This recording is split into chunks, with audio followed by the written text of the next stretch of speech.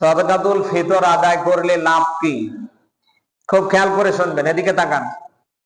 সাদাকাতুল ফিতর আদায় করলে আমাদের জন্য লাভ দুইটা।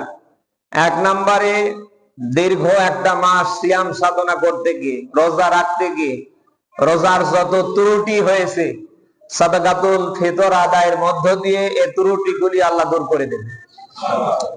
নামাজ আদায় করতে গিয়ে ভুল ত্রুটি হলে সাহসিকতা দিতে হয় না? বলেন বলেন।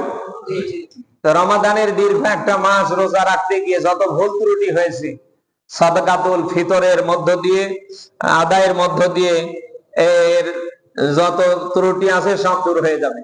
আর দুই নম্বরে, অভাবগ্রস্ত, অসহায়, গরিব মানুষ যারা, তাদের একটা দিনের আহারের ব্যবস্থা হবে। আমরা কি সবাই নিয়ত করতে পারি না, যারা অভাবী, যারা অভাবগ্রস্ত, সাদকাতুল ফিতর যারা খেতে পারে, অন্তত ঈদের দিনে যেন তারা পরিবার পরিজন নিয়ে ভালো কিছু খেতে পারে? পারবো তো ইনশাআল্লাহ?